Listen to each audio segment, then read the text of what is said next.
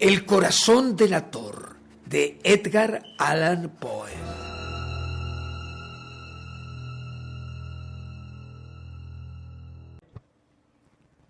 Es verdad, soy muy nervioso, extraordinariamente nervioso. Lo he sido siempre. Pero ¿por qué dicen que estoy loco? La enfermedad ha usado mis sentidos en vez de destruirlos o embotarlos. De todos ellos, el más fino es el oído. Yo he escuchado todas las cosas del cielo y de la tierra, y no pocas del infierno. ¿Cómo entonces puedo estar loco? Observen con qué serenidad, con qué calma voy a contarles esta historia. Es imposible definir cómo penetró la idea en mi cerebro. Sin embargo, una vez adentrada allí, me acosó día y noche. Realmente no había ningún motivo para ello. El viejo nunca me había hecho daño y yo lo quería. Jamás me insultó y su oro no me despertaba la menor codicia. Creo que era su ojo. Sí, eso era. Uno de sus ojos se parecía a los del buitre. Era de un color azul pálido, nublado por una catarata. Siempre que ese ojo se detenía sobre mí, se me congelaba la sangre. Y así, poco a poco, gradualmente, se fue apoderando de mi espíritu la obsesión de matar al anciano y librarme para siempre de aquella mirada. Ahora viene lo más difícil de explicar. Me creen loco, pero no pensarían así si me hubieran visto, si hubiesen podido observar con qué sabiduría, con qué precaución y cautela procedí, con qué disimulo puse manos a la obra. Jamás me comporté tan amable con él como durante la semana que precedió al asesinato. Cada noche, cerca de las 12, descorría el pestillo de su puerta y la abría muy suavemente. Cuando la tenía lo suficientemente abierta para asomar la cabeza, metía una linterna bien cerrada para que no se filtrara ninguna claridad. Luego introducía la cabeza. Se habrían reído viendo el esmero con que lo hacía, por miedo de turbar el sueño del viejo. No exagero al afirmar que por lo menos tardaba 1 hora en realizar esta maniobra y contemplar al anciano acostado en su cama. ¿Podría haber sido tan prudente un loco? Enseguida, una vez que mi cabeza se hallaba dentro de la habitación, abría silenciosamente la linterna. ¡Oh, con qué cuidado! ¡Con qué sumo cuidado! Abría solo lo necesario para que un rayo casi imperceptible de luz se clavara en el ojo de buitre. Hice esto durante 7 noches interminables, a la misma hora, y siempre encontré el ojo cerrado. Así se fue volviendo imposible concretar mi propósito, porque no era el viejo quien me molestaba, sino aquel maldito ojo. Y todas las mañanas, cuando amanecía, entraba osadamente en su cuarto y le conversaba valerosamente con voz muy cordial, interesándome por saber cómo había pasado la noche, cómo había dormido.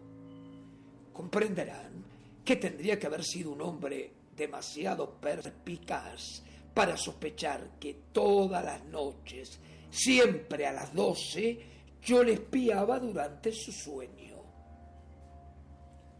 Finalmente, en la 8ª noche, entreabrí la puerta con mayor sigilo que antes. La aguja de un reloj se movía más aprisa que mi mano. Jamás, como en ese minuto, pude apreciar tan bien la magnitud de mi astucia y apenas lograba dominar mi sensación de triunfo. Pensar que estaba allí, empujando muy pausadamente esa puerta, y que él ni siquiera vislumbraba mis acciones y mis pensamientos secretos. Ante esta idea, se me escapó una leve risa, y tal vez me oyó, ya que de pronto se movió en su lecho como si fuera a despertar. Tal vez se imaginarán que me retiré de inmediato. No, se equivocan. No fue así. Su alcoba se hallaba profundamente oscura. Las ventanas estaban herméticamente cerradas por miedo a los ladrones, y las espesas tinieblas envolvían toda la estancia. Absolutamente seguro de que el anciano no podía ver nada, me disponía a abrir la linterna cuando mi pulgar resbaló sobre la perilla de la puerta y el viejo se incorporó en su cama preguntando: ¿Quién anda ahí? Permanecí completamente inmóvil, sin musitar una sola palabra, y durante 1 hora no moví un músculo. Tampoco él en todo ese tiempo volvió a acostarse. Continuaba sentado en la cama, alerta, haciendo lo mismo que yo había hecho en esas largas noches, oyendo deslizarse a las arañas en la pared. De pronto oí un gemido profundo. Se trataba de un lamento de terror mortal, no de dolor o tristeza. ¡Oh, no! Era el rumor sordo y ahogado que escapa de lo más íntimo de un alma sobrecogida por el pavor. Yo conocía ese quejido. Muchas veces, precisamente en el filo de la medianoche, cuando todos dormían, lo sentía irrumpir en mi propio pecho, brotando en los terrores que me consumían. Sabía lo que estaba experimentando el viejo y no podía evitar una gran piedad por él, aunque también otros sentimientos colmaban mi corazón. Comprendía que su zozobra iba en aumento y que procuraba persuadirse de que sus temores eran infundados. Posiblemente decía para sí: no es nada, el viento en la chimenea, un ratón que corrió por el entretecho, algún insecto. Sí, debe haber intentado calmarse con estas hipótesis, pero todo fue inútil. La muerte había pasado junto a él y lo envolvía, y era la influencia fúnebre de su sombra invisible la que lo hacía sentir, aunque no viera ni escuchara nada, la que le permitía notar mi presencia en su habitación. Luego de haber esperado un largo rato, me aventuré a abrir apenas la linterna. La abrí furtivamente, hasta que al fin un rayo delgado, como el hilo de una telaraña, descendió sobre el ojo de buitre. Estaba abierto, íntegramente abierto, y al verlo me llené de furia. Lo vi con claridad perfecta, entero de un azul mate y cubierto por la horrorosa nube que me lava hasta la médula de los huesos. No podía ver nada más, ni la cara ni el cuerpo del anciano. Solo existía aquel ojo obsesionante. ¿No es acaso una hiperestesia de los sentidos, aquello que consideran locura, una vibración débil, continua, llegó a mis oídos, semejante al tic-tac de un reloj forrado en algodones. Inmediatamente reconocí ese apagado golpeteo. Era el corazón del viejo que latía, y este sonido excitó mi furia, igual que el redoblar de los tambores excita el valor de un soldado. Me controlé, sin embargo, y permanecí inmóvil. Respiraba apenas y sostenía quieta entre mis manos la linterna. Hacía un esfuerzo por mantener el rayo de luz fijo sobre el ojo. Entretanto, el latido infernal del corazón del anciano era por segundos más fuerte, más rápido y sobre todo más sonoro. El pánico de aquel hombre debía ser monstruoso y retumbaba en ese latir que crecía y crecía. He confesado que soy nervioso y realmente lo soy. En consecuencia, en miedo de la noche y del silencio de esa antigua casa, un ruido tan extraño hizo surgir en mí un terror incontrolable. Pese a ello, todavía logré mantenerme y luché por conservar la tranquilidad. Pero la pulsación se hacía más y más audible, más violenta, y una nueva angustia se apoderaba de mí. Ese ruido y los que iban a producirse podrían ser escuchados por un vecino. La hora del viejo había llegado. Con un alarido, abrí inesperadamente la linterna y me precipité en la alcoba. El viejo dejó escapar un grito, un solo grito. En menos de un segundo lo derribé, dejándolo de espaldas en el suelo, y tiré la cama sobre él, aplastándolo con su peso. Entonces sonreí, ufano, al ver tan adelantada mi obra. No obstante, el corazón aún latió, con un murmullo apagado. Pese a ello, ya no me atormentaba. No podía oírse nada a través de las paredes. Finalmente, cesó todo. El viejo estaba muerto. Levanté la cama y examiné el cuerpo.